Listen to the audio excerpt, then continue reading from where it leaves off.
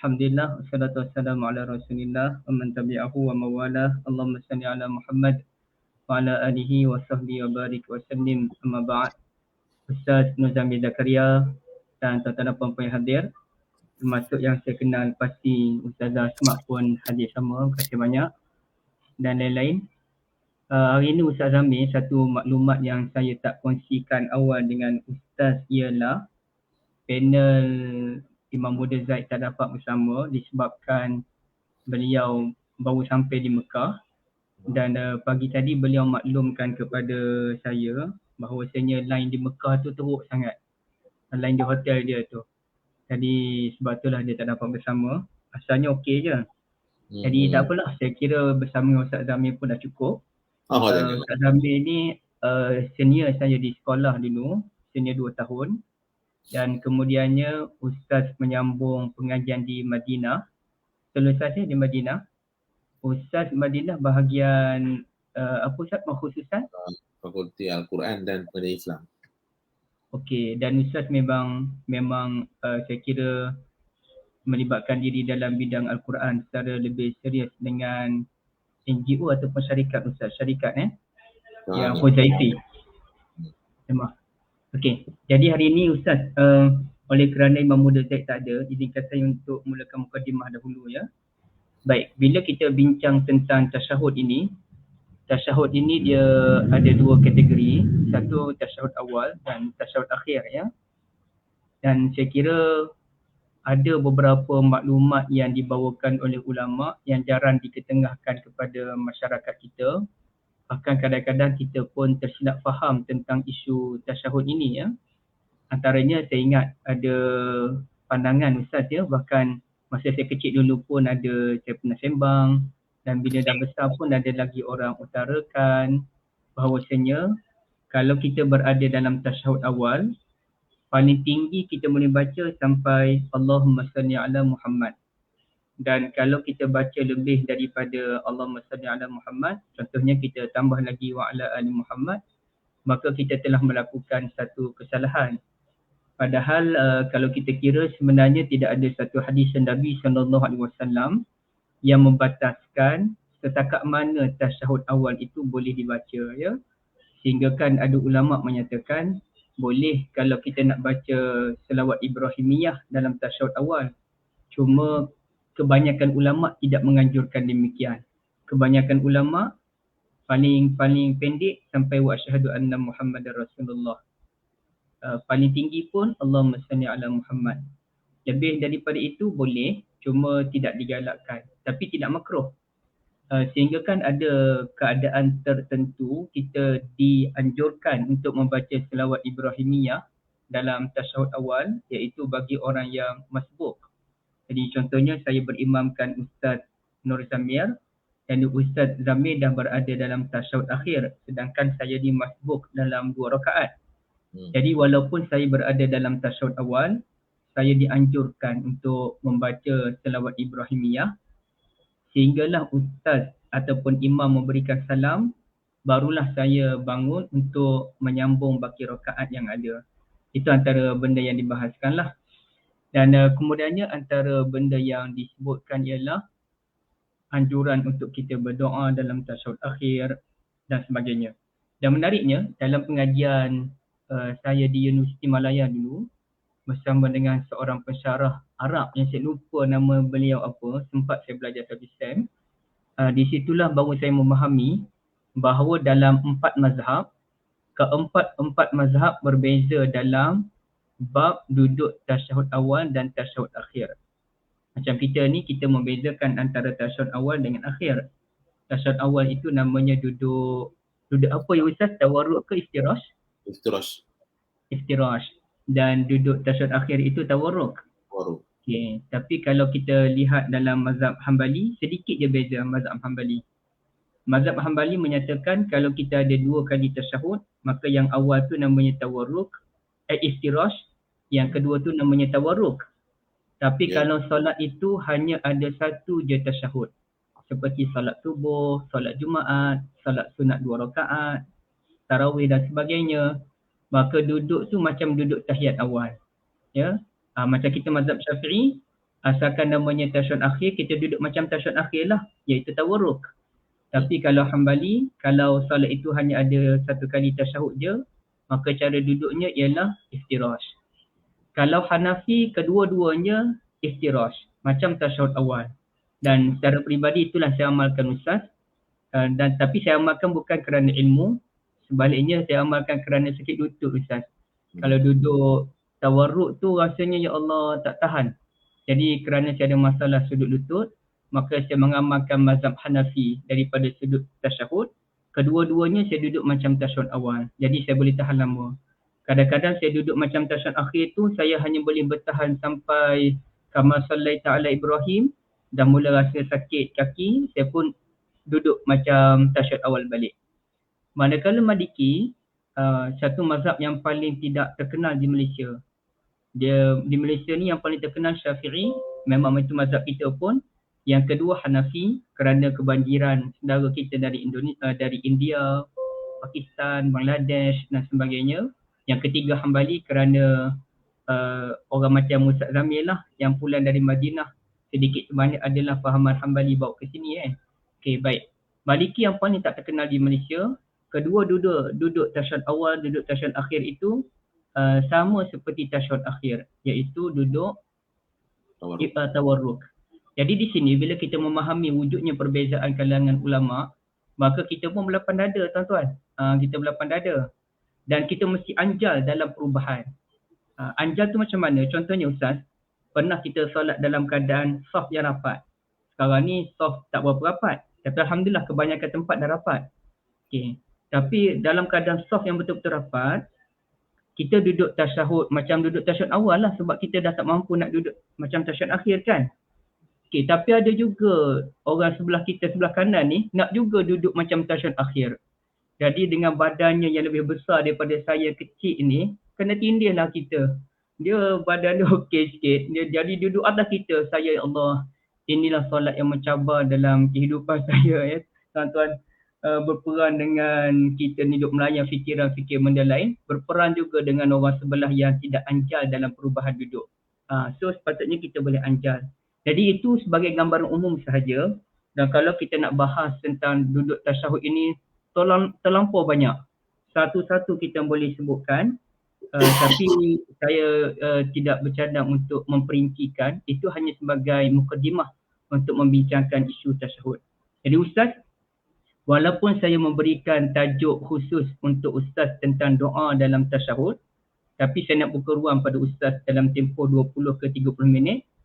Ustaz boleh fokus pada doa-doa dan Ustaz boleh luaskan lagi perbincangan ke bahagian yang lain. Fadhal Ustaz. Okey. Bismillah, alhamdulillah, wassalatu wassalamu ala rasulillah wa ala alihi wa sahbihi wa man wala amma ba'da. Baik, berkenaan dengan tajuk kita pada hari ini, itulah tasyahud akhir. Baik, sebelum tu, terima kasih banyak-banyak kepada training, apa ni dipanggil ni? Faqih Synergies, Training and Consultancy, yang mana... Faqih Synergies lah. Synergies. Faqih Synergies. Baca betul-betul dah. Faqih Synergies Training and Consultancy. Mana Ustaz Zuhairis ni sebagai mudirnya ke? Sebagai pengerusi. Sebagai pengerusinya. Dan juga muslimin muslimat, tuan-tuan dan puan-puan yang dirahmati Allah sekalian. Belum terlambat sekiranya untuk saya ucapkan kepada semua taqabbalallahu minna wa minkum di atas tugas ibadah yang telah kita lakukan di dalam bulan puasa baru-baru ni. Semoga Allah Subhanahu Wa Taala menerima segala amal ibadah dan juga memberikan kita peluang untuk sekalian kalinya untuk bertemu Ramadan pada kali yang kemudian itu, insya-Allah. Baik. Berkenaan dengan tasyahud ni, paling yang saya dipanggil apa? Paling yang saya tersentuh tentang cerita tasyahud ni adalah dengan seorang nama dengan karakter yang kita sebut namanya tanpa kita sedar setiap hari. Okey, saya nak tanya tuan-tuan, siapa paling cepat? Ada hadiah ke daripada Faqih Synergies ni? Ada hadiah? Tak ada hadiah pun tak apa. Just saya nak cari seorang. Saya boleh bagi hadiah dia. Saya nak cari seorang yang boleh jawab secepat mungkin. Okey, saya nak tanya. Satu hari, berapa kali kita sebut nama Nabi Ibrahim dalam tasyahud akhir?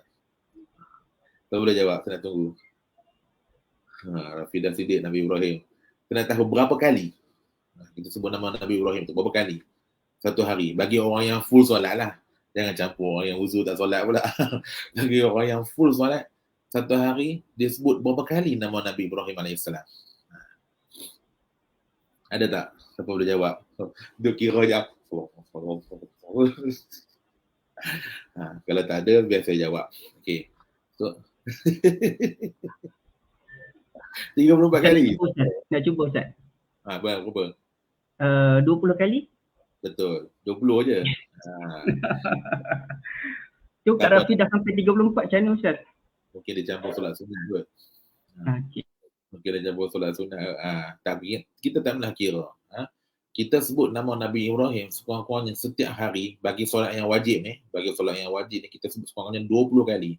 Di dalam setiap kali solat, ialah tahiyat akhir tak ada. Kita akan sebut nama Nabi Ibrahim dalam tahiyat akhir je. So dalam tahiyat akhir tu saja kita sebut 4 kali. So 4 kali 5 kali solat bersamaan dengan 20 kali. Ya, saya betul. Okey, ada terdapat satu hadis yang disebut oleh Rasulullah SAW bahawa pada malam baginda bertemu dengan Nabi Ibrahim AS. So saya ringkaskan tentang hadis tersebut pada malam Isra Mi'raj. So Nabi Ibrahim bagi tahu kepada Nabi Muhammad SAW bahawa syurga ini tempatnya luas. So tanahnya luas. Jadi bagi tahu umat kamu supaya terus di dunia lagi kamu kena bercucuk tanam. Di dunia lagi kamu kena bercucuk tanam untuk kamu kutip hasil tanaman kamu tu di syurga kelak. Jadi bagaimana nak ghors, kata Nabi Ibrahim, gharsuha, kamu nak ghors, kamu nak bercucuk tanam tu dengan cara di dunia lagi kita kena buat benda ni. Siapa yang nak petik tumbuhan dia di akhirat nanti di syurga kelak, maka di dunia lagi dia kena buat dah. Maka kata Nabi Ibrahim AS, Iqra'u alaihissalam. Maka Nabi Ibrahim pertamanya Nabi Ibrahim menyampaikan salam beliau kepada kita semua sebagai umat Muhammad sallallahu alaihi wasallam. Yang keduanya kata Nabi Ibrahim bahawa tanamlah dengan pertama subhanallah walhamdulillah wala ilaha illallah wallahu akbar wala haula wala quwata illa billahil aliyyil azim. La haula quwata illa billah tak tu je. Saya tambah lafaz tadi tu. Sedangkan lafaznya wala haula quwata illa billah. Jadi 5 perkataan tadi, Nabi Ibrahim sendiri yang pesan kepada Nabi Muhammad supaya pertamanya di samping sampaikan salam kepada umat beliau, umat Nabi Muhammad SAW, Nabi Ibrahim berpesan kepada kita supaya perbanyakkan sebut 5 perkara ni. Subhanallah, alhamdulillah, Allahu akbar, la ilaha illallah, la hawla wala quwwata illa billah. Tak apa nak tambah al-azim tak boleh, tak tambah pun tak ada masalah. Bermaknanya okey. Baik. Apa maksud dia? Maksudnya sebagai orang yang sangat hebat yang Allah Subhanahu Wa Taala angkat darjat beliau, yang Allah Taala letakkan beliau di tempat yang sangat terpuji sebagai Khalilullah, sebagai orang yang dah jelah kita faham syurga tu tak dimasuki lagi siapa-siapa pun sampailah Nabi Muhammad sendiri buka pintu syurga. Tapi Nabi Ibrahim telah mendahului semua orang. Termasuk Nabi Muhammad, Nabi Ibrahim juga mendahului beliau bahawa Nabi Ibrahim dah tengok dah syurga macam mana rupa syurga, dan Nabi Ibrahim sendiri berpesan kepada kita semua pada hari ini supaya buat perkara ni. Dan yang paling penting di situ adalah bagaimana Nabi Ibrahim telah terlebih awal memberi salam dulu kepada kita semua. Jadi orang bila dah bagi salam kepada kita, apa yang kita kena buat sekarang ni adalah menjawab salam. Menjawab salam. Dan kerana itulah wujudnya lafaz salawat Ibrahimiyah ni. Bagaimana sahabat Rasulullah bertanya, kaifa nusalli alaika ya Rasulullah? Bagaimana kamu suruh kami berselawat, dan bagaimana kami nak berselawat ke atas kamu wahai Rasulullah? Maka diajarkan kepada sahabat baginda tentang salawat Ibrahimiyah ni, di mana terdapat nama Nabi Ibrahim di dalam salawat tersebut.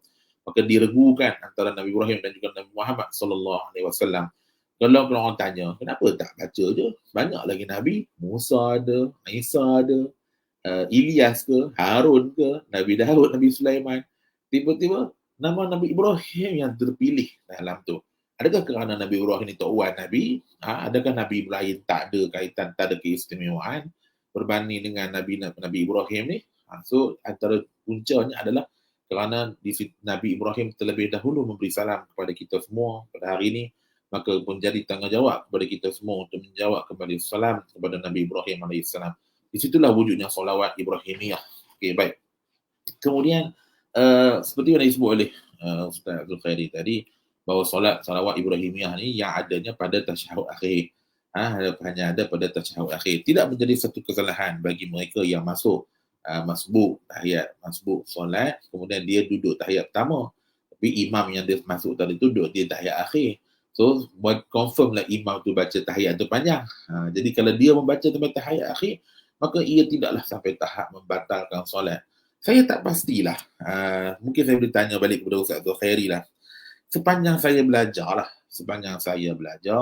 dan sepanjang apa yang saya baca daripada tulisan-tulisan ahlul ilm, orang pada orang ulama ni, ada tak di sana bacaan-bacaan yang sampai tahap boleh membatalkan solat?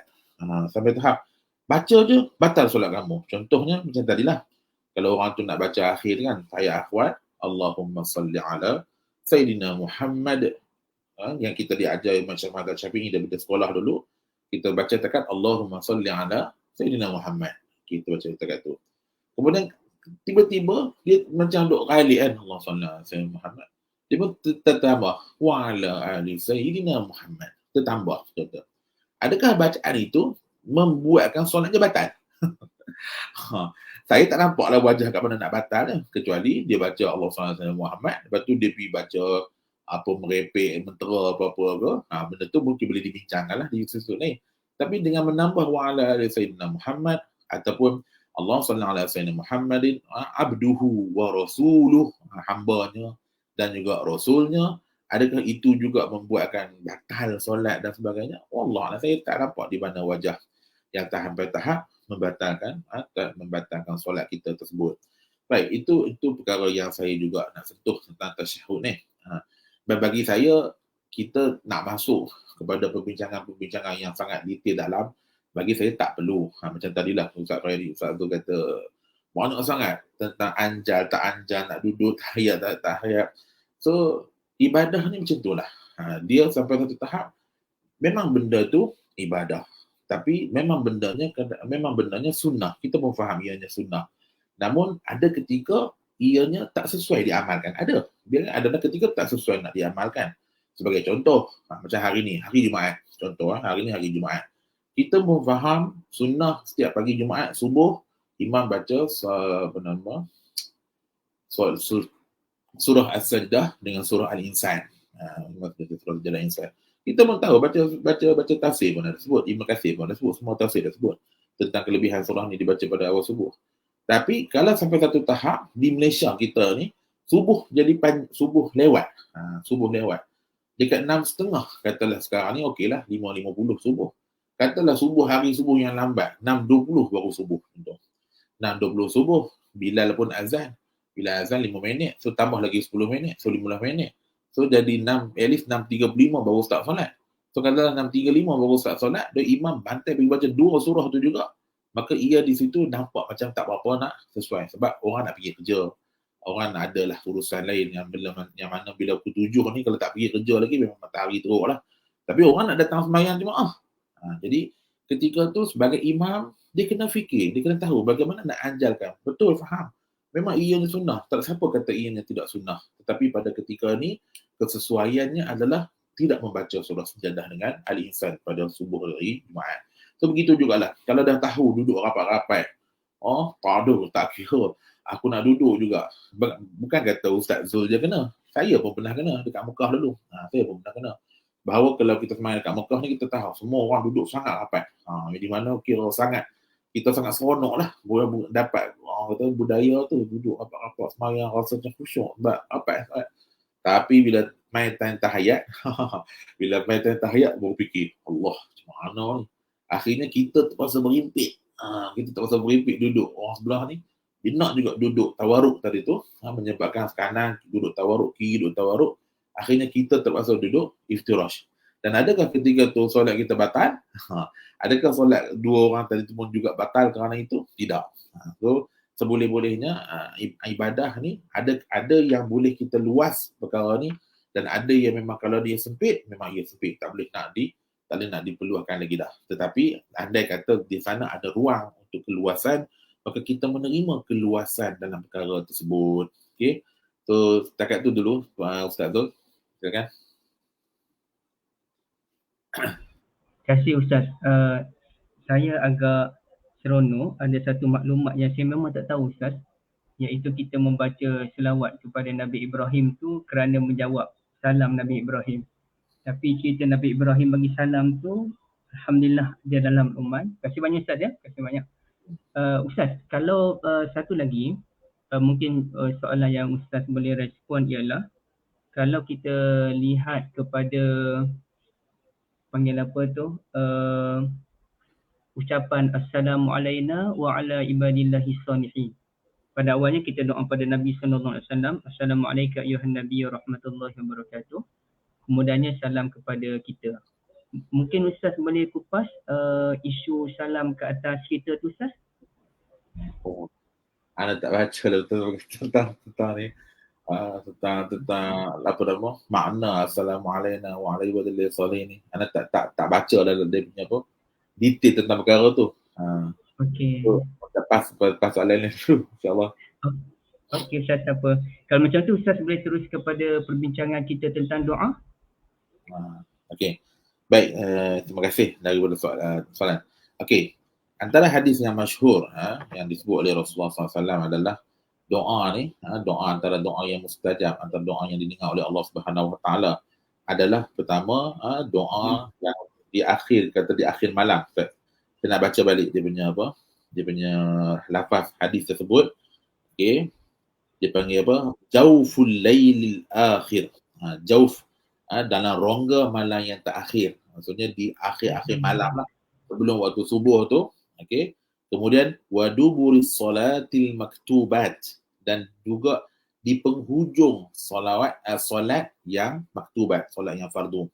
So ini ada sebut, ada hadis tentang perkara ni. Bila ke antara tempat doa dimustajabkan oleh Allah Subhanahu Wa Taala, pertamanya disebut oleh Rasulullah adalah di akhir malam sebelum waktu subuh dan juga di akhir setiap kali solat maktub, solat fardu. Okey. Dan di sana kita faham bahawa ada yang Rasulullah sendiri ajarkan lafaz doa. Dan adakah lafaz doa ni kalau kita ubah pada doa yang lain, adakah ia menyebabkan solat kita jadi batal dan sebagainya? So bagi saya ianya tidak. Selagi doa itu dibaca dalam bahasa Arab, ianya tidak batal. Tetapi rugilah. Rugi kalau kita tak bawa ataupun tak baca doa yang memang khusus diajarkan oleh Rasulullah sallallahu alaihi wasallam. Okey, antara dan dia dianjurkan di akhir antara tasyahud akhir, selepas tasyahud akhir dan juga sebelum salam. Sebelum kita bagi salam lah. Kedudukan ni maksudnya sebelum kita bagi salam. Selepas kita sebut innahu hamidun majid ataupun innaka hamidun majid, sebelum kita bagi salam, kita ambil sedikit masa untuk sama-sama kita berdoa. Dan banyak lafaz-lafaz doa. Sebenarnya ada 3 ke 4 lafaz doa yang dianjurkan kepada kita semua untuk sama-sama berdoa. Ya, ada bahan doa juga. Qila ya Rasulullah, ayyud doa asma'u qala asma'. Bilakah doa tu yang didengari oleh Allah Taala pada akhir lail dan juga fi kulli duburi salatil maktubah. Okey. Baik, antara lafaz doa yang disebut ataupun yang daripada Abu Hurairah daripada Sahih Imam Muslim disebut wa min afdhalid du'a qabla salam, antaranya afdal doa kata Rasulullah at-ta'awudz min azabi jahannam. Sebutannya Allahumma inna na'udzubika min azabi jahannam. Lafaz dia Allahumma inna, dia ada 4 perlindungan. Rasulullah ajar kita supaya melakukan tentang 4 perlindungan. Baik, perlindungan yang pertama dalam doa tersebut adalah berlindung daripada azab api neraka. Dengan lafaz Allahumma inni a'udzubika min azabi jahannam. Tak kisah lafaz ni kalau kita tasrif dia ataupun kita tukar daripada inna pun boleh sebenarnya. Tidaklah. Dia bukan satu macam ayat Quran memang tak boleh. Dalam doa ayat Quran tu yang kita baca dalam sembahyang tu tak boleh. Contohnya ihdinas siratal mustaqim. Memang lafaz dari Quran tulis ihdina. Kita pergi bantai baca ihdini. Tu tak boleh. Ihdinis siratal mustaqim. Ini qiraat apa ni? Orang pelik kan. Padahal dia tu yang dia tu yang tak reti yang. Tapi kalau dalam lafaz doa yang bukan ayat Quran ni, kita boleh, dan terutamanya dalam tempat yang bukan tempat baca doa ayat Quran ni, kita boleh tukar dia daripada ini juga kepada inna. Baiklah. Dia rasa doa untuk seorang-seorang ni rasa macam saya ni diajar kalau nak doa ni biar doa ramai-ramai. Yalah kita mengambil semangat ihdinas siratal mustaqim itulah. Kita minta kepada Allah Taala, ya Allah, hidayahkan kami semua, tunjukkan kami semua dengan jalan yang lurus. Maka kita nak ada kebersamaan dengan orang-orang lain, nak juga doa ni. So kita boleh tak ada masalah. Allahumma inna na'udzubika min azabi jahannam. Okey. Pertama, ya Allah, ya Tuhan kami minta berlindung daripada denganmu, na'udzubika denganmu, min azabi jahannam, daripada azab api neraka. Di mana semua orang tahu tentang api neraka ni, kata Allah Subhanahu Wa Taala dalam surah Al-Baqarah, fama asbarahum 'alan nar. Jangan sesekali minta masuk neraka, jangan sesekali. Kepada umat Muhammad ni dilarang keras kepada kita minta masuk neraka, tak apa, masuk sekejap jadi, masalah. Kan orang kata apa, Nabi selalu cerita orang salah ni dia masuk neraka sekejap je, selagi dia ada iman, nanti lama-lama dia akan dimasukkan ke dalam syurga juga. Kata Allah Subhanahu Wa Taala, fama asbarahum 'alan nar. Manusia tak akan boleh bersabar dengan api neraka. Maka tak boleh bersabar sebab takutnya tentang api neraka. So dalam doa ni Nabi Muhammad ajar kita pertama minta kepada Allah Taala, jangan sesekali terjebakkan kita ni ke dalam api neraka. Seperti mana doa orang Syiah. Benar dengar tak doa orang Syiah? Antara doa orang Syiah, siapa orang Syiah kat sini, saya tak perlu minta maaf pun sebab kata orang Syiah ni tak betul pun. Kata salah satu doa Syiah ni, ya Allah, sekiranya kau masukkan aku ke dalam syurga dan aku mendapati ada Umar Al-Khattab di dalamnya, maka campakkanlah aku ke neraka. Itu betapa dangkal dan juga betapa, tak tahulah nak kata sebut bodoh, bukan orang marah, tapi nak kata betapa bodohnya orang Syiah ni sampai tahap kata dia, kalaulah aku ni memang ada peluang untuk masuk syurga dan tiba-tiba bila aku tengok syurga ada Umar Al-Khattab, maka campakkan je aku ke dalam neraka. Punyalah sakit hatinya mereka dengan Umar Al-Khattab. Itu orang Syiah lah, na'udzubillah min dzalik. Kita tak nak anak cucu kita sendiri terjebak dalam golongan-golongan yang merepek seperti ini. Okey, baik. So, fama asbarahum 'alan nar. Ayat 175 surah Al-Baqarah. Terima kasih Ustaz menayangkan ayat ini kepada semua orang. Maka semua ajaib kesanggupan mereka menanggung. Manusia takkan sabar, takkan boleh nak tanggung api neraka. So kita diajar pertama minta jauh daripada api neraka. Okey, yang kedua, wa na'udzubika min azabil qabri. Ya Allah Tuhanku, kami juga minta lindung denganmu daripada azab kubur.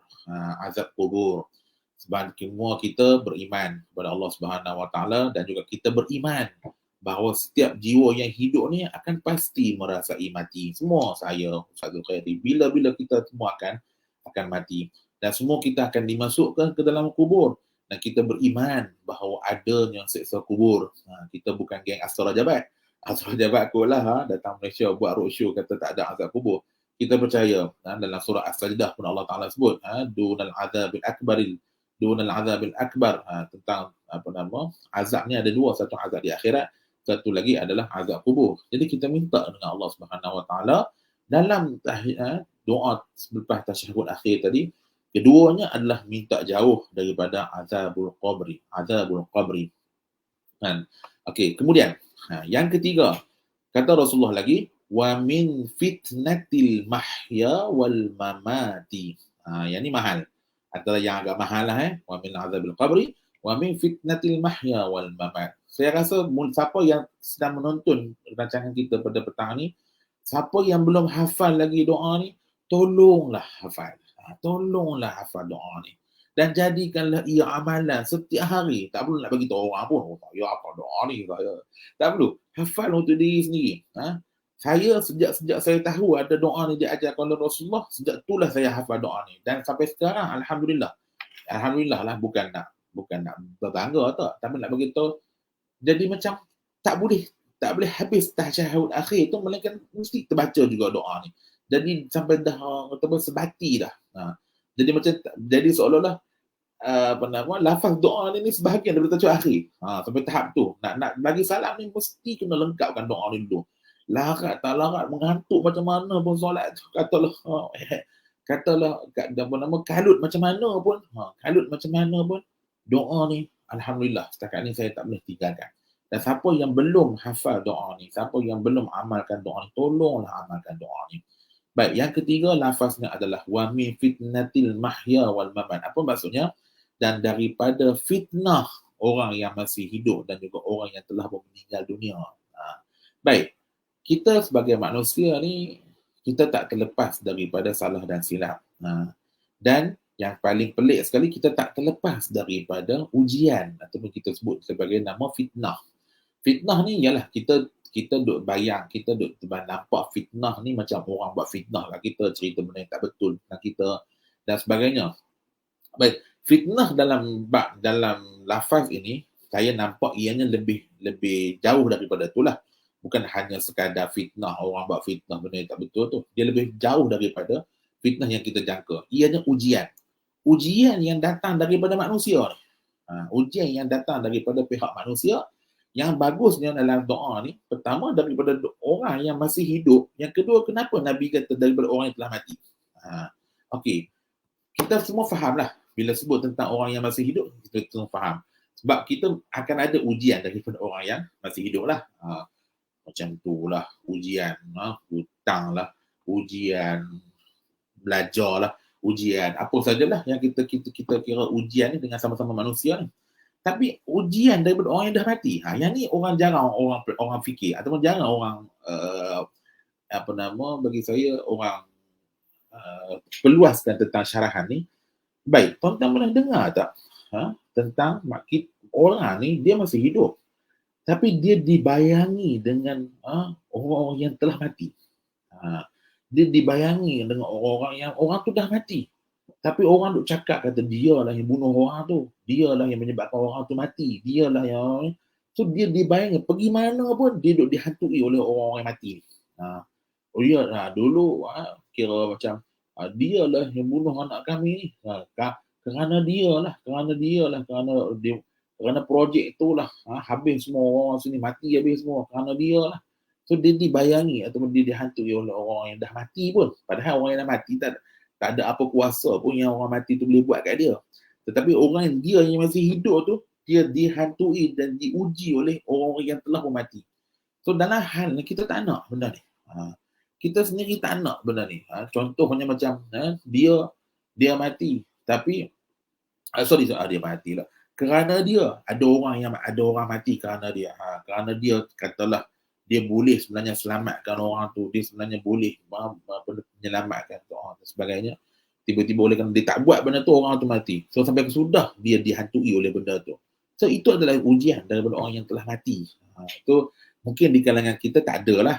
Saya doa, saya harap di kalangan kita tak ada lah orang yang dibayangi dengan benda ni. So tuan-tuan boleh bayang lah. Kalau tuan-tuan tengok sendiri, orang yang memang dia ada rekod ataupun orang duk kata dia tu mati ni sebab orang tu lah. Kita tengok hidup orang tu macam mana.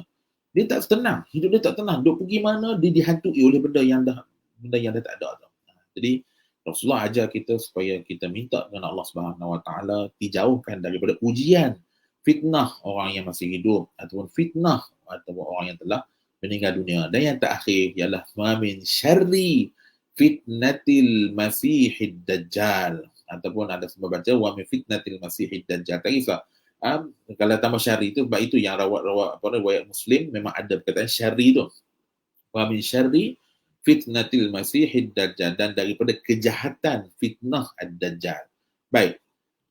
Apa maksud dia? Daripada alhamdulillah saya boleh hafal. Tolong kalau boleh hafal sekarang, tulis atas kertas, tampal dekat peti ais ke, peti sejuk ke, dekat sejadah ke, dekat mana ke, supaya paling-paling kita boleh hafal doa ni. Ambil peluang. Potong-potong pun tak apa. Jangan kata, Ustaz saya susah nak hafal semua ni, buat panjang. Tak apalah, hari ni kita baca perengan pertama dulu. Nanti solat zuhur baca perengan kedua pula. Nanti solat maghrib baca perengan ketiga pula. Solat isyak baca perengan. Nanti seminggu, 2 minggu, akhirnya dapatlah baca semua. Okey, saya nak syarah sikit tentang fitnah Masihid Dajjal. Wa min syarri fitnatil Masihid Dajjal. Apa makna dia? Nabi minta supaya kita minta berlindung dengan Allah Subhanahu Wa Taala daripada kejahatan fitnah orang ataupun yang dinamakan dengan Dajjal ni. Baik. Apa maksud Dajjal? Dajjal, okey. Dajjal ni kalau ikutkan dalam hadis, seawal zaman Nabi Nuh lagi dah berpesan kepada umat dia tentang fitnah Dajjal ni. Saya bila baca cerita Nabi Nuh kagum sejak, Nabi Nuh orang pertama mengingatkan umat dia daripada fitnah Dajjal. Yang mana yang kita tahu, Dajjal tu tak keluar pada zaman Nabi Nuh tu. Dajjal tu keluar bila? Dajjal akan keluar pada zaman Nabi Muhammad SAW. Tapi betapa takutnya dengan fitnah Dajjal ni, bahawa daripada zaman Nabi Nuh lagi Nabi Nuh ada pesan kepada umat dia. Dan Nabi Muhammad SAW pun juga berpesan kepada umat dia agar dijauhkan daripada fitnah, kejahatan fitnah Dajjal ni. Salah satu pembenteng atau salah satu cara kita membentengi diri kita daripada fitnah Dajjal ni adalah dengan membaca surah Al-Kahfi, which is semua orang tahulah tentang perkara ni. Bila dia baca surah Al-Kahfi, dia baca hadis, barulah dia faham, surah yang patut dibaca pada malam Jumaat ataupun hari Jumaat sebenarnya adalah surah Al-Kahfi. Dan khasiat dia adalah untuk membentengkan diri kita ni daripada fitnah Dajjal. Baik, saya percaya sebahagian besar daripada kita telah pun mengamalkan surah Al-Kahfi ni. Walaupun merangkak tak apalah, sebab dia nak dapat khasiat tu. Akan tetapi di sana masih ada orang yang tidak, maksudnya tidak berpeluang, sibuk sangat daripada pagi sampai ke maghrib, balik maghrib cepat-cepat, tukar baju, pergi ada join open house pula, contoh hari ni Jumaat ni, pergi join open house pula, habis open house pula balik, ada masalah lagi macam-macam lah. Tengok-tengok pukul 12 malam dah. Allah. Memang tak ingat langsung nak baca surah Al-Kahfi hari ni. Tapi walaupun dia tak ingat langsung baca surah Al-Kahfi hari Jumaat ni, tak semestinya hari tu tak payah baca lah. Bacalah esok, bacalah bila pun. Cuma nak beritahu surah Al-Kahfi ni salah satu surah nak membenteng diri kita ni daripada fitnah Dajjal. Dan juga Nabi ajar juga dalam di akhir, setiap kali akhir solat tadi ni juga diminta supaya kita minta jauh daripada, minta lindung dengan Allah Subhanahu Wa Taala daripada kejahatan fitnah Dajjal. Which is Dajjal ni kita tahu. Okay, pertama, terdapat, boleh kata saya ambil masa sikit Ustaz Zul? Sikit je lagi masa. Sebelum saya tahu masa saya dah habis ni. Itulah seronok dapat seorang ni. Bila ada dua panel, susah nak bercakap. Okay. Pertama, walaupun Dajjal ni, banyak orang syarahkan Dajjal ni merujuk pada dua maksud. Maksud pertama memang individu Dajjal lah, yang kata batanya satu, yang datang ke menggegarkan Madinah, menggegarkan supaya orang keluar berpusu-pusu pergi ke Dajjal, munafik. Tinggal orang yang beriman sahaja, yang akan dibunuh oleh Nabi Isa, dan di hadapan Baitul Maqdis dan sebagainya ni. Semua ni Dajjal pertama. Yang kedua, merujuk kepada makna Dajjal di sudut makna. Baik. Pertama, kita faham Dajjal di sudut individu. Satu. Yang kedua ialah Dajjal di sudut makna. So, saya sendiri berpegang pada dua-dua. Kita nak minta jauh daripada dua-dua. Dajjal yang Dajjal individu tu pun kita tak nak. Yang kedua, Dajjal di sudut maknawi pun kita tak nak. Baik, apa itu makna Dajjal di sudut maknawi? Dajjal di sudut maknawi ini bererti penipuan. Dajjal itu sendiri penipuan. Ataupun keterbalikan. Hitam nampaknya putih. Putih nampaknya hitam. Biru dikatanya merah. Merah dikatanya biru. Sebab kata Rasulullah di akhir zaman ni ada sinun khada'ah. Ada tahun-tahun yang penuh dengan penipuan. Khidah, penipuan. Yang mana orang yang bercakap benar dikatakan orang tu penipu. Orang yang penipu pula dikatakan dia lah bercakap benar. Orang yang amanah, jujur dikatakan pengkhianat. Orang yang pengkhianat dikatakan dia lah orang yang paling wira negara. Contohlah. Dia pengkhianat, dia pemecah belah masyarakat, tapi dia lah dianggap sebagai wira masyarakat. Orang yang nak menyelamatkan umat, orang yang nak bersatukan umat, dia pula dianggap sebagai pemecah belah masyarakat. So, keterbalikan. Orang nampak benda tu terbalik. Dan di situ, orang ni tak sedar. Kita ni, ialah kita, maknanya kata manusia ni, cara kita tu kadang-kadang membuatkan kita tu sendiri hidup dalam keadaan kita tak pernah sedar. Cara kita, bagaimana kita menilai sesuatu, bagaimana kita nampak sesuatu, semua ni saya cadangkan tuan-tuan baca syarahan tentang surah Al-Kahfi daripada kitab Tafsir Zilalil Quran, karangan almarhum Syed Qutb. Di mana Syed Qutb sendiri membahagikan tiga elemen yang utama bagaimana kita ni boleh selamatkan diri kita daripada fitnah Dajjal. So oleh kerana cara kita tu semuanya corrupted, cara kita tak betul, Akhirnya dengan cara tu kita akan dimusnahkan ataupun kita boleh dipermainkan oleh benda yang nama Dajjal ni. Senang kena tipu. Nah, cerita dia senang kena tipu lah. Orang cakap tu sikit, dah kena tipu. Orang pakai lawa sikit, dah kena tipu. Orang, tak.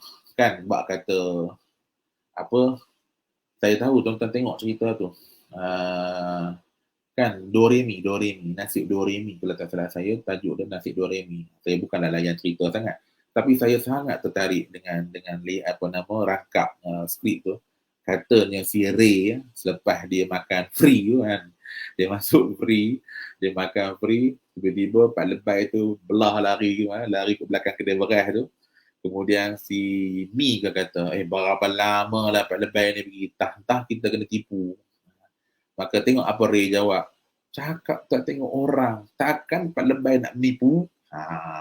So bukanlah saya ni suka kata Pak Lebay menipu, saya pun pakai lebay, Ustaz Khairi pun pakai lebay, semua pakai lebay. Tapi nak ceritanya, cara kita telah meletakkan satu guideline bahawa kalau Pak Lebay ni, mesti kena baik, mesti kena jujur. Kalau dia pakai jubah, mesti dia orang baik, mesti dia orang yang sangat soleh, mesti orang yang sangat alim. Tapi sebenarnya dia datang sebagai musang atau musang. Musang berbulu ayam. Sebenarnya dia datang sebagai nak ambil kesempatan ke atas masyarakat. Dia datang sebenarnya sebagai nak menzalimi orang. Orang tu yang tak nampak. Orang ingat kerana dia pakai lebay, kerana dia pakai jubah, kerana dia pakai hebat, kerana dia cakap sikit, kena dengar. Apa nama? Kalang-kalang yang baik, kalang-kalang yang soleh, kalang-kalang yang baik, terus orang jadi tertipu. Which is ada dalam ramai-ramai ni, ada yang betul-betul baik. Tapi kita lah, bagaimana kita tu kena selalu banyak doa kepada Allah Subhanahu Wa Taala, which is ni dalam akhir tasyahud ni, sebelum tasyahud ni, minta dengan Allah Subhanahu Wa Taala wa min syarri fitnatil masihid dajjal. So kalau sebut masihid dajjal ni memanglah merujuk pada masih dajjal lah, masih dajjal. Dan dalam masa yang sama kita juga minta dalam maknanya tu kita nak dijauhkan daripada penipuan. Kita tak larat dah. Which is kita ni hidup penuh dengan penipuan dah. Orang tipu kita dalam bab tu, orang tipu kita dalam bab ni, dan akhir-akhir kita ni kena tipu. Tak kena tipu dengan kawan, kena tipu dengan orang dekat kedai. Tak kena tipu dengan orang, kena tipu dengan pemimpin, kena tipu dengan masyarakat, kena tipu dengan anak buah, kena tipu dengan staff. Saya kecil kena tipu. So kita juga nak minta jauh dengan Allah Subhanahu Wa Taala daripada selalu ditipu, terutamanya ditipu oleh orang-orang yang berpakaian agama. Yang paling kita tak nampak. Mungkin orang nampak lah, katalah yang datang tu rambut tu macam mob. Kita pernah tengok tak orang rambut macam mob tu? Tiba-tiba bercakap tentang agama, gini. Kita pun tahu, alah, kau tu tengok rupa pun tak mandi, tiba-tiba bercakap tentang agama.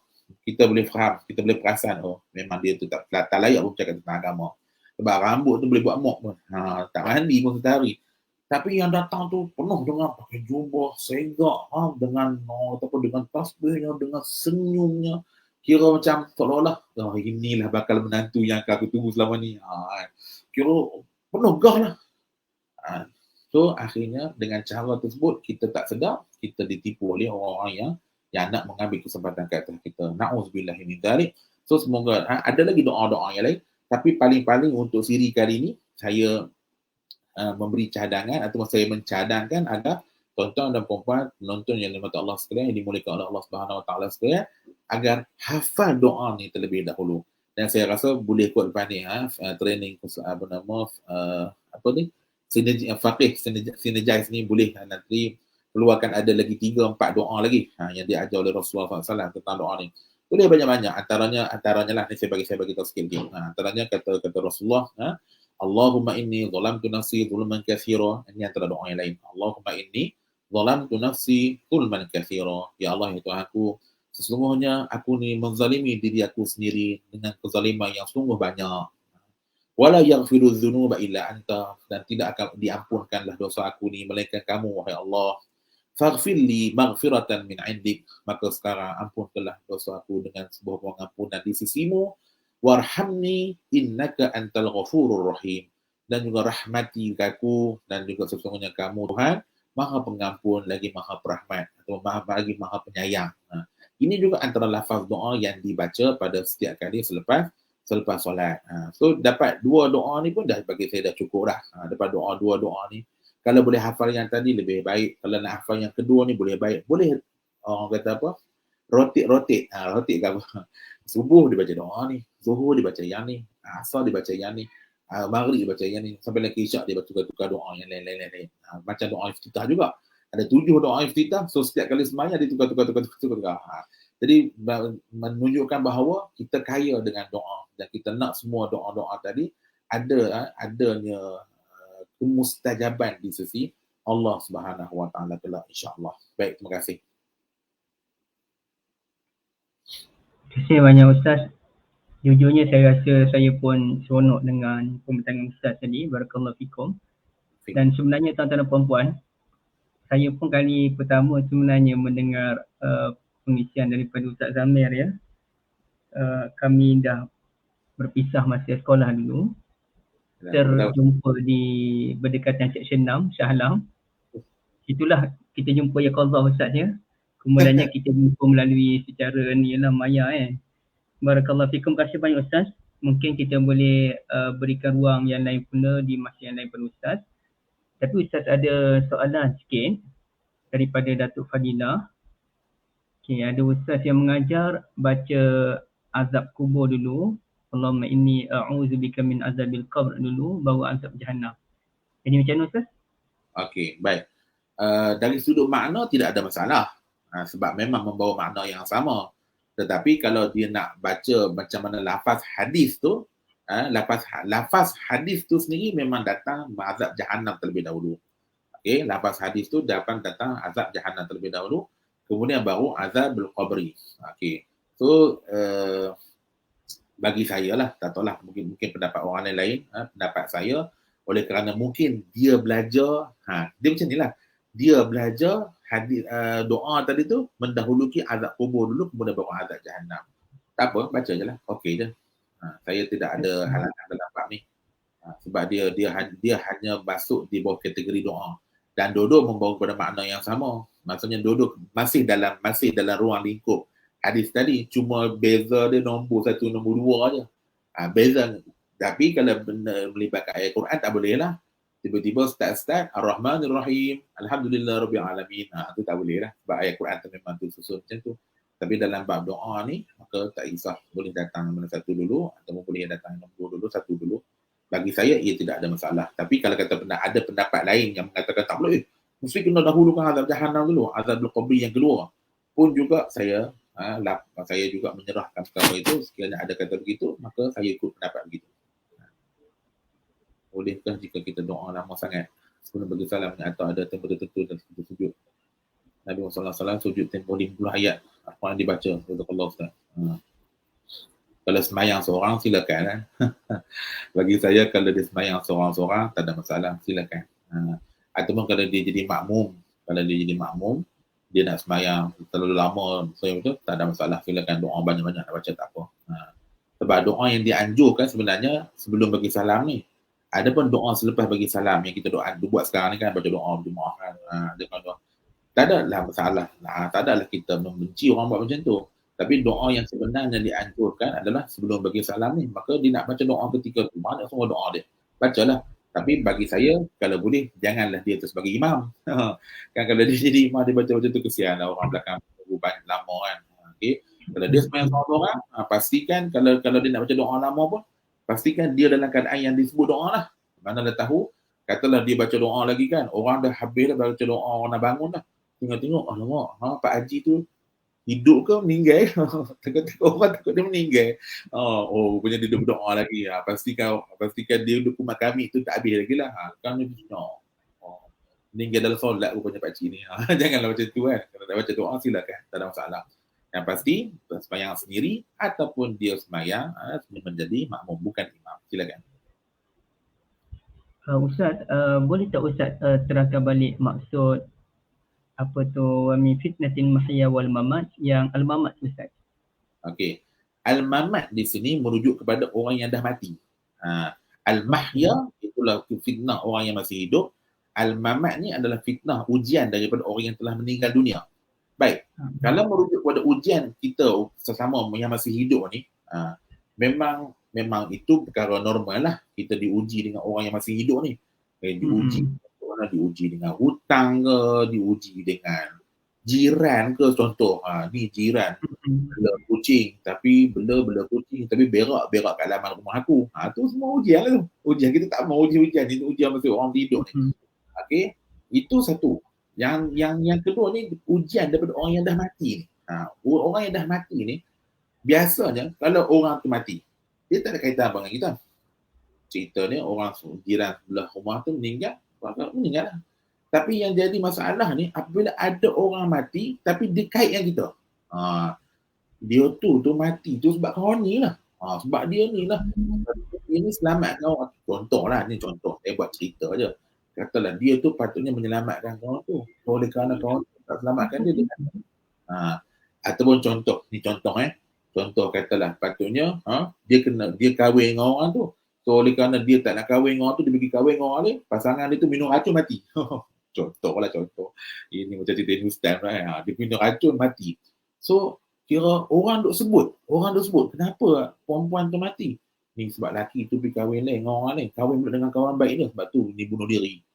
So dia duk dihantui dengan benda tu. Sampai bila dia nak dihantui benda tu? Sampai dia pun mati sampai dia mati. Ataupun kalau nak lagi buruk, apa dia? Cucu cicit dia pun duk dengar benda yang sama. Contoh cerita Mahsuri tu. Siapa pernah tak pernah dengar cerita Mahsuri? Kan cerita apa? Mahsuri lah kan? Mahsuri. Siapa pernah dengar? Ni pergi Langkawi, pergi shopping. Bacalah sejarah Langkawi kan.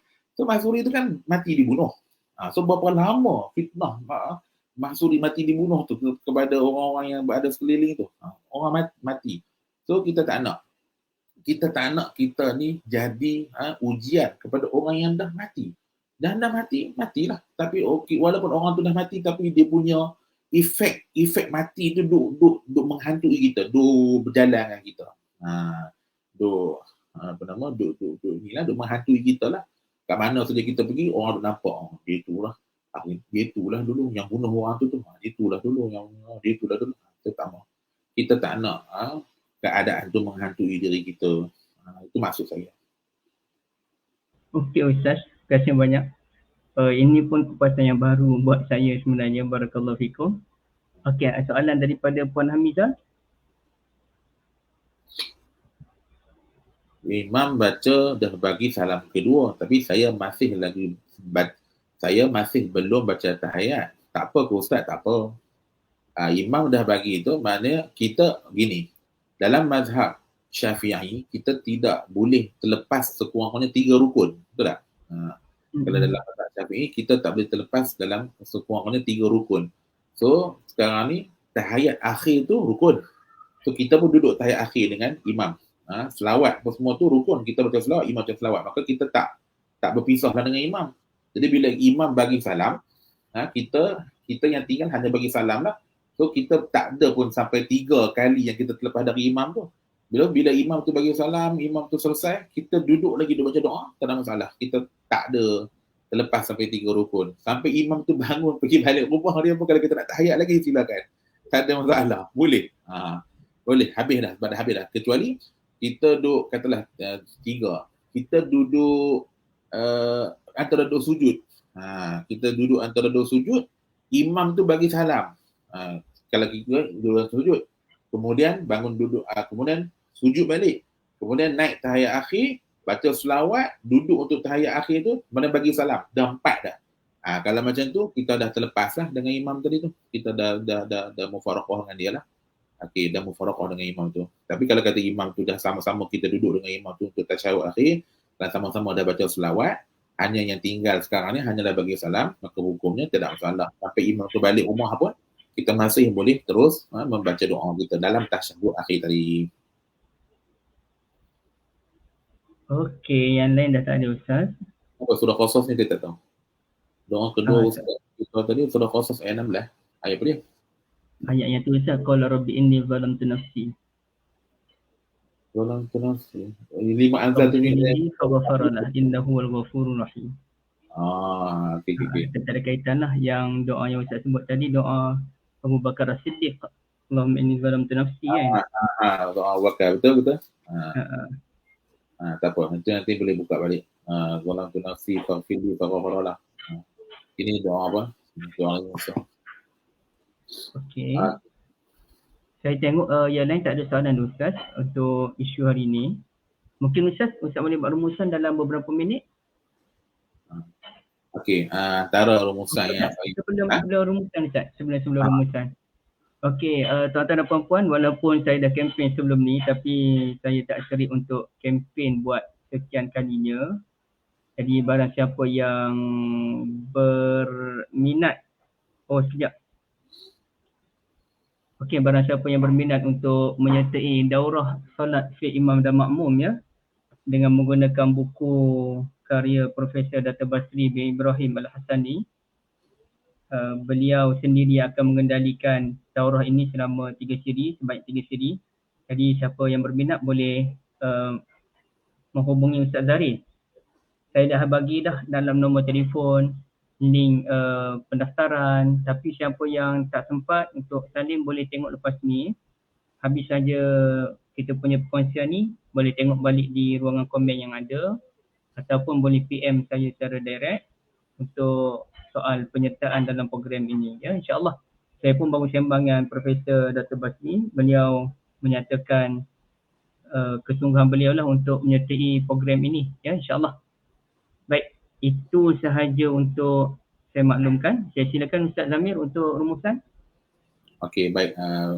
Terima kasih kepada Ustaz Zuhairi atas kesempatan ini, dan juga terima kasih kepada semua yang juga bagi saya program begini sangat bagus, dibentangkan kepada semua supaya kita nampak di sana ada kepelbagaian, terutamanya dalam doa-doa ni. Sebab saya sendiri macam Ustaz Zuhairi kata tadi, di fakulti kami belajar fakulti Al-Quran. So, di fakulti Al-Quran ni bidang kami adalah qiraat. Mungkin ada orang first time dengar. Bidang kami adalah qiraat. So qiraat ni memang merujuk kepada kepelbagaian. So di sana sekurang-kurangnya ada 10 qiraat. Baca Quran ni, saya nak bagi tahu, baca Quran ni saja ada 10 kaedah, ada 10 cara baca Quran. Which is kita hari ni baca satu je. Kita baca Hafs an Hasil. Itu pun daripada jalur Syatibi. Kita tak baca pun dari jalur Jazari. So kali-kali semua kalau ikutkan daripada lauhah. Apa ya lauhah ni? Saya nak sebut. Apa ya lauhah? Lauhah ni satu Imam Jazari ni, kira hebat tak hebat Imam Ibnu Al-Jazari ni, okay, yang meninggal tahun 833. Dia boleh buat satu gambaran pokok pembaca ni yang sampai kepada Rasulullah SAW sebanyak 980 orang dia jumpa nama yang baca sampai Rasulullah SAW, dan semuanya bacaan berbeza. Itu hebatnya. So itu apa kajian-kajian kami. So apa yang saya nampak di sini adalah nak kaitan dengan cerita kita hari ini adalah bahawa hidup kita pada hari ini perlu buka minda supaya kita lebih banyak menerima kepelbagaian. Kita selama ni kita diajar tentang satu benda je. Kita hanya diajar memandang satu perkara dan kita tak boleh diajar memandang benda lain. Ini tak boleh. Ini satu benda yang agak Fir'aunism. Dalam surah Ghafir kalau tak silap saya. Fir'aun kata, wa ma urikum min ilahin ghairi. Aku tak boleh tunjukkan kepada kamu benda yang selain daripada apa yang aku tunjuk. So kalau kamu buka channel tu TV aku je, jangan buka TV lain. Kalau apa yang aku nak bagi kamu kena tengok yang ni je. Dari satu sudut je, kamu boleh tengok sudut yang lain. So Fir'aunism ni tak bagus. Baik. Kalau kita, macam contoh, macam bila ada program begini, kita diajar bahawa sebenarnya doa iftitah ada 7 semuanya yang diajar oleh Rasulullah SAW. Bila kita ni terlalu, dipanggil pun macam mutasyad rigid lah, macam terlalu tertutup, kita akan menyuarakan, buat apa nak belajar banyak-banyak? Satu tu pun tak larang nak hafal dah. Tapi orang yang talibul ilmi orang yang sentiasa dahagakan ilmu, orang yang sentiasa nakkan ilmu tu biar bercambah, biar banyak. Dia akan nak, ajar lagi kami Ustaz, apa lagi yang Nabi ajar? Mesti di sana ada kebaikannya. Sebab orang talibul ilmi dia nampak kebaikan. Orang yang tak suka benda ni, orang yang akan rasa macam, kenapa nak datangkan doa-doa yang lain? Ini semua pemecah belah masyarakat. Ini semua perosak generasi. Ini orang tak cerdik. Orang tak cerdik macam ni lah rupa dia. Macam baca qiraat. Bila kita tahu bahawa ada qiraat-qiraat yang lain, ada orang kata, Allah, qiraat tajwid satu tu pun tak larat nak baca dan nak baca qiraat lain. Ini penggambaran terpandangan orang yang kurang cerdik. So, hari ni saya dah nampak anjakan masyarakat pada hari ni dah boleh ke move on kepada step yang seterusnya. Kita dah boleh pergi ke next level. Supaya kita belajar lebih banyak. So contohnya macam mungkin dulu suatu masa dahulu orang kita kurang travel. Orang kita sangat kurang travel. Yang travel ni hanya orang yang pergi belajar je. Orang kita kamu-kamu tak nak travel. Tapi hari ni hatta orang-orang yang duduk pedalaman pun dah mula travel. Pergi raya sana, pergi raya sini. So dalam travelling tu singgah semayang. So dalam keadaan yang kalut macam baru ni kan. Katalah dia sangkut dan macam Ustaz Zul, dia orang Kelantan. Nak datang ke KL, berapa jam datang ke KL? Kadang-kadang tu waktu yang dia kena semayang bila? Dia kena berhenti tepi kereta dia kena semayang. So adakah dia nak semayang yang jenis ambil air semayang pun kena 3 kali. So nak kena baca sujud pun kena baca subhana rabbiyal a'la bihamdi subhana rabbiyal a'la bihamdi subhana rabbiyal a'la bihamdi. Adakah dia nak praktik begitu ataupun melainkan dia kena hand free lah break dia. Kalau dia semayang orang tolaklah ke depan. Tak boleh. Dia kena satu ke next level bahawa dalam agama, dalam ibadah ni ada banyak lagi yang Rasulullah SAW ajar kita dan selagi mana kita ikut pandangan wahyu ni, kita ikut daripada hadis-hadis yang sahih ni, insyaAllah kita akan dapat rasa kemanisan ilmu tu sendiri. So bahawa betapa luasnya ilmu Allah Subhanahu Wa Taala ni. Dia tidak terhenti pada apa yang kita faham selama ni. Yang satu tu je. Tak boleh. Jangan buka lah. Jangan bagi faham yang lain. Kita faham satu ni je. Yalah, kita tak nafilah. Suatu masa dahulu, 20 tahun dahulu, 10 tahun yang dahulu, memang kita punya pemikiran diajak macam tu. Diajar begitu. Kalau kita nak sokong, benda tu sokong tu je. Tak boleh sokong benda lain. Tapi Alhamdulillah hari ni masyarakat dah makin terbuka dengan teknologi yang kita dah makin terbuka. So keterbukaan itu manfaatkannya untuk bagaimana kita nak menerima ibadah ni dalam keadaan keterbukaan kita menerima pelbagai pandangan-pandangan dan juga pendapat-pendapat juga yang khususnya berkaitan dengan amal ibadah kita tu sendiri. Dan semoga Allah Subhanahu Wa Taala memberkati Faqih Synergize dan juga sahabat-sahabat yang lain di atas perjuangan ini. Dan juga semoga Allah Subhanahu Wa Taala ampunkan segala dosa-dosa kita dan juga guru-guru kita dan juga guru-guru kita yang telah mendahului kita semua insya-Allah. Wallahu a'lam. Terima kasih banyak Ustaz Amir dari Akademi Quran Uzaifi. Barakallahu fikum wa jazakumullah khairah. Kita doakan Ustaz panjang umur dengan penuh berkatan, afiah, dan semoga Ustaz dapat berkongsi lagi ilmu dengan kita insya-Allah. Jadi tuan-tuan dan puan-puan, semoga kita dapat mengambil manfaat. Benda yang Ustaz tekankan tadi kena hafal ya, doa berlindung daripada 4 perkara tadi. Jadi ibaratnya inilah doa yang paling asas, sehingga kan ada je ulama yang mewajibkan kita berdoa dalam tasyahud akhir, khasnya mengambil kira doa yang tadi. Dan Ustaz, saya begitu tersentuh hati apabila membaca kupasan daripada seorang ilmuwan, seorang alim yang saya lupa siapa, sama ada Syekh Abdullah Al-Bassam ataupun orang lain. Mengapa kita mengulang-ulangkan doa yang sama dalam salat, yakni doa berlindung daripada 4 perkara tadi, iaitu dengan harapan Allah benar-benar mengabulkan permintaan kita. Jadi kita minta, pastilah kalau selalu kita baca, terutamanya dalam salat fardu lah kita katakan, kita baca dalam salat fardu, pasti ia akan terkena pada 10 Muharram, 9 Zulhijjah, pada malam Al-Qadar, pasti dia akan kena pada 3 waktu yang penting tadi kan. Dan insya-Allah terkena juga pada waktu mustajab doa, mana tahu. Dan kalau kita dapat lindung daripada 4 perkara tadi, saya kira itu satu benda yang amat besar insya-Allah. Ustaz, terima kasih banyak Ustaz atas kesudian memenuhi undangan pada hari ini. Barakallahu fikum tuan-tuan dan puan-puan. Sekali lagi terima kasih banyak atas kesudian untuk menyokong program kami sebanyak 5 siri. InsyaAllah akan datang kita akan anjurkan lagi program-program yang mudah tapi praktikal. InsyaAllah. Assalamualaikum warahmatullahi wabarakatuh. Waalaikumsalam warahmatullahi wabarakatuh.